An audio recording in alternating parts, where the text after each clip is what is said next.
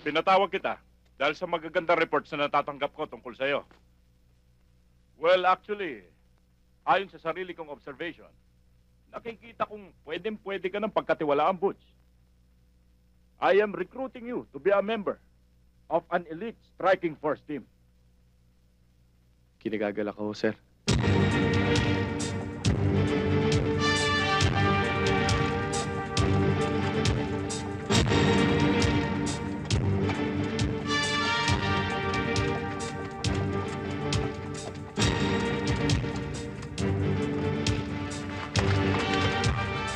Sa aking pagkakapasok bilang miyembro ng Striking Force Team, kami ang namahala ng katahimikan sa buong kolono. Pagtugi sa mga taong gustong tumakas. Pagdisiplina sa mga magnanakaw. Butch! Huwag kang tumuloy. Delikado ka. May gustong yumari sa'yo dyan. Sino? Si Bernabe at yung mga tauhan niya. Butch, huwag ka nang pumasok. Kanino ka ba?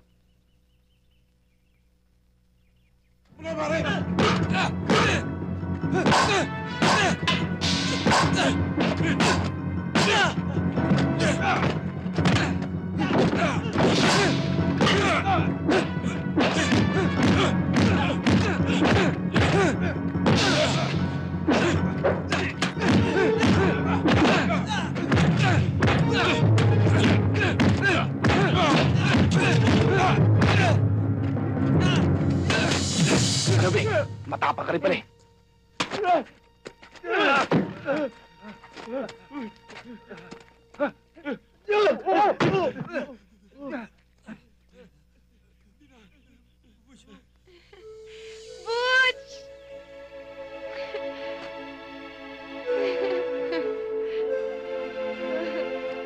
Tara, doon tayo.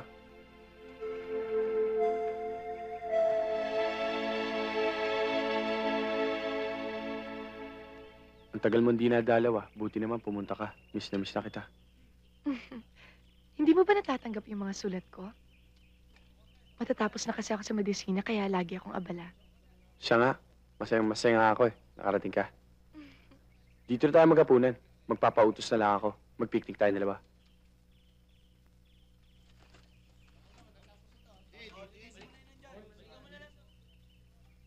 Kumusta naman ang buhay mo dito? Dito? Masayang malungkot. Mahirap na madali. Paiba-iba eh. Pag minsan nga, para kang boteng inaalon sa malaking karagatan. Buong buhay mo na lang ba, Butch? Mananatili ka rito?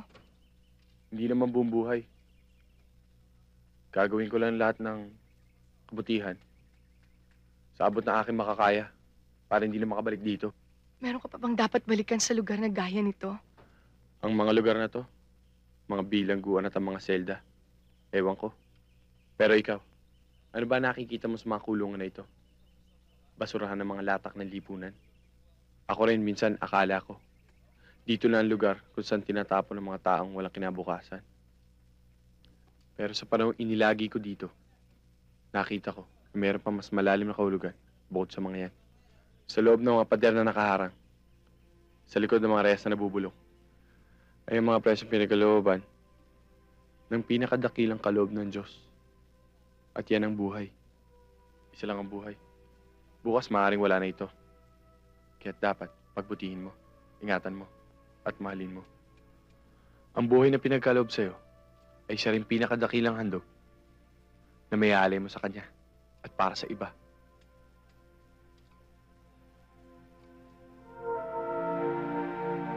Nagkaroon ako ng matinding inspirasyon para magsulat at ilathala ang aking mga pananaw tungkol sa buhay bilanggo at mga bagay na aking napansin na hindi tama sa pamamalakad ng mga namumuno sa loob ng iwahin, mga abuso at kalikuhang umiiral. Tungkol sa aking pamilya, may mga bagay-bagay pa rin dapat mahilom, lalo na sa aming dalawa ni Papa. Butch, sulat. Galing Maynila.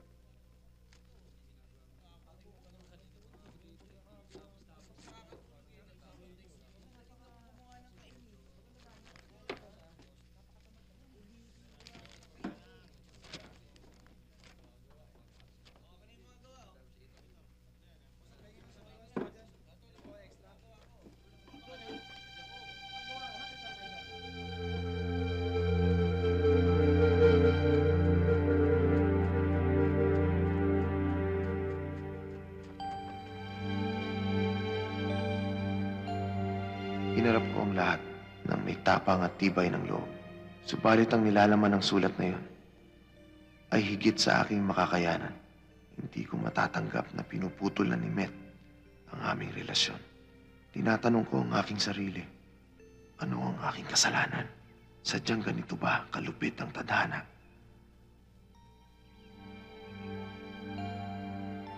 Tinangka kong tumakas. Ngunit nanaig pa rin sa akin ang tamang desisyon.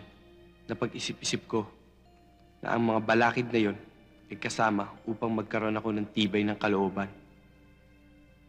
Sa aking pagbabalik, handa na akong harapin ang iba pang pagsubok na darating sa aking buhay.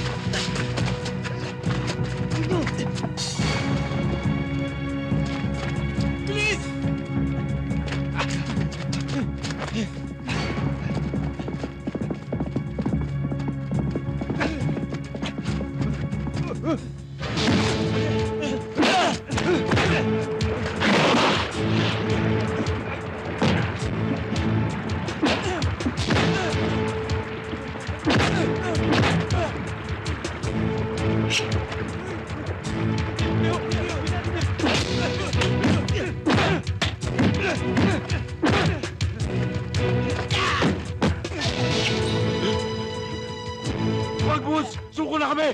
Suko na kami!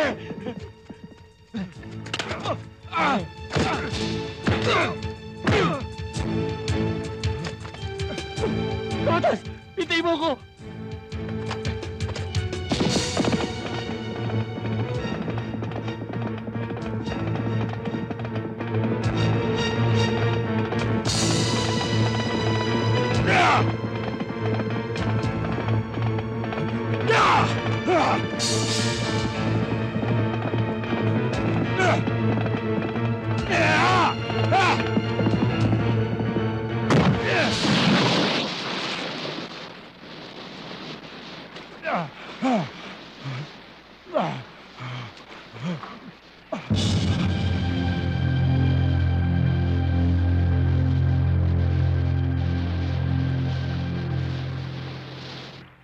Diyos Ama sa langit, ibinibigay ko at isinusuko sa inyo ang aking buhay.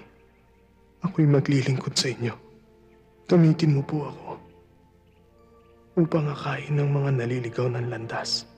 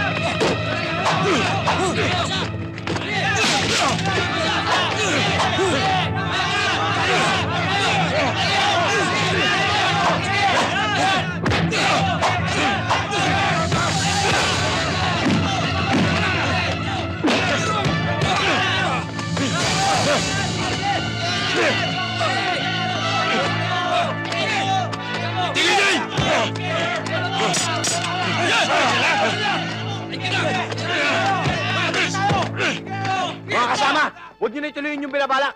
Mas lalo niyo lang pinahihirapan ang inyong mga katayuan. Hindi niyo ba naunawaan na inuhukay niyo ang sarili niyong libingan? Mga kasamang kolono, kilala niyo ako, si Butch Bellica. Dati na nangunguna sa lahat ng gulo dito. Kung saan-saan kulungan ako napadpad, halang ang aking kaluluwa.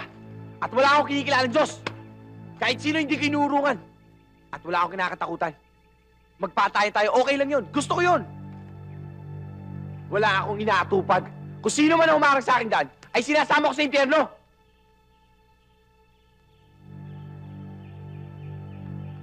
Ngunit ngayon nagbago ng lahat. Ngayon sa liwanag ko na dadalhin. Sapagkat itinakwil ko na ang marumi kong pagkatao. Sabihin mo sa mga kasama mo na patakasin kami! At ikaw, lumas ka dyan! Kung hindi papatayin namin to! Wag! Ako na lamang. Ito ang aking katawan. Durugin niyo ako kung kinakailangan. Patayin niyo ako kung kaliligayan niyo. Tutal, patay na sa kasalanan ng aking katawan. Eh, hindi niyo naman mapapatay ang aking kaluluwa. Sapagkat ang nabubuhay sa aking katawan ngayon ay si Kristo. Hindi ka mali! At wala ka sa simbahan! Baka akala mo ikaw si Kristo, ang huling sugo ng Diyos. Kung siya si Kristo, hindi pa ako sa krus! Boss! Impyerno ito! Iwahig! Oo, nasa iwahig nga tayo. Wala kang rehas, tulad sa Muntinlupa. Ngunit higit pa sa mga rehas na to nakapaligid sa atin. Masikip, napakasikip at halos wala ng kulay. Marami na sa atin ang iniwan ng dati nating mga minamahal. Ang ating mga magulang, mga kapatid. Ang iba na may iniwan ng kanilang mga asawa at nilimot ng kanilang mga anak. Pero hindi ibig sabihin nito na wala na tayong pag-asa. Ito isa lamang pagsubok kung hanggang saan tayo at kung gaano tayo katibay. Higit pa nga tayo mapalad sapagkat naranasan natin itong buhay na to. May dahilan kung bakit tayo naririto upang magising at malaman ang katotohanan. Kanina lamang ay nagsisina ako ng lubos-lubusan. Pinuksan ko ang aking puso at tinanggap ko ang Panginoon. At nakadama ako ng ibang klaseng kaligayahan. Ibang-ibang uri ng kaligayahan na hindi ko pa nararamdaman sa buong buhay ko. Kaligayahan na alam kong kailangan na kailangan ng mga taong katulad natin. Oo, makakatakas nga kayo. Magiging malaya kayo. Ngunit saan man kayo magpunta at saan man kayo makarating, ay hindi kayo magkakaroon ng kapanatagan. Sapagkat bilanggo pa rin ang mga puso ninyo. Walang kapayapaan. Walang katahimikan. Sapagkat mga kasama, sa Kanya lamang matatagpuan ang kapahingahan. Kung nasa puso natin ang Diyos, yun na ay sapat. Kontento na tayo.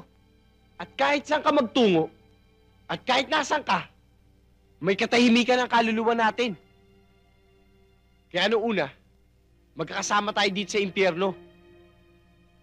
Kaya ang hiling ko sa inyo mga kasama, nakikiusap ako sa inyo, naninikludo ako sa inyo. Magsama-sama tayong lahat sa ikalulugod ng Diyos. Dahil mga kasama, mahal ko kayo. Mahal na mahal ko kayo. Alam ng Diyos na mahal ko kayo.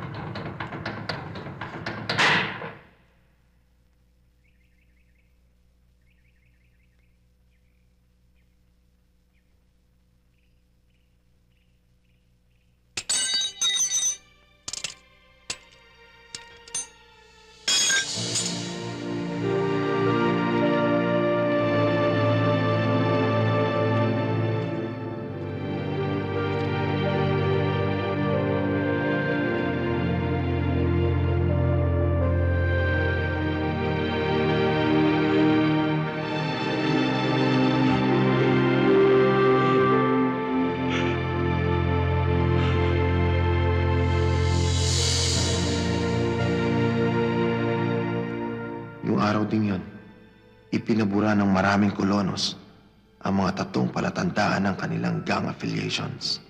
Marami ang nagtalaga at sumumpang ipaglalaban ang kapayapaan at katahimikan sa loob ng penal colony. Isang araw na di makakalimutan sa buong kasaysayan ng Iwahig.